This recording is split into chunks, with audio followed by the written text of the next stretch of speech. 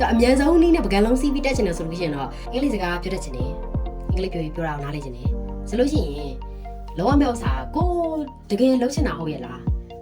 တကယ်နားလေချင်လားတကယ်နားလေချင်တယ်နော်အဲ့ဆိုနားတော့တကယ်ပြောတတ်ချင်တယ်နော်အဲ့ဆိုပြောမပြောဘဲလို့ပြောတော့မှာမဟုတ်ပြောမှကြောက်တယ်သမီးရှက်တယ်အဲ့ပြောတော့ပါဆိုတကယ်မပြောတော့ဘာလို့လဲဆိုတော့ကိုကလုံးချင်တာဖြစ်ချင်တာဒါလေဖြစ်နေတာဒါဆိုရင်ဒါပြောဖို့အတွက်ဒါလုပ်ရမယ်ဆိုအဲ့လိုကိုလုပ်ရမယ်အဲ့လိုကိုလည်းမရအောင်ဆိုအမြန်ဆုံးနည်းနဲ့ပကံလုံးစီးပြီးတက်ချင်တယ်ဆိုလို့ရှိရင်တော့ဟို American တယောက်ပြဟို British တယောက်ပြကောက်ယူလာဆိုမြန်တက်တယ်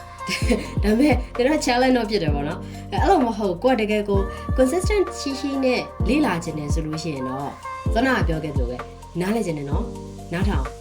မစိုးတွေအများကြီးရှိတယ်ပြောရချင်တယ်နော်ပြောမဖြစ်မနေပြောဖို့ conversation club တွေအများကြီးရှိအောင်စကားမစက်ချင်းစီမှာလည်း conversation club ရှိ free conversation club ပေါ့နော်ဒီအင်္ဂလိပ်စကားလေ့ကျင့်ပေးမယ်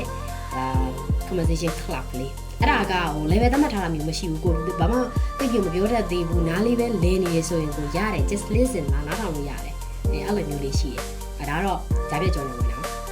ပြောချင်တာကတော့တကယ်မှကိုနားလဲချင်တယ်ဆိုရင်နားထောင်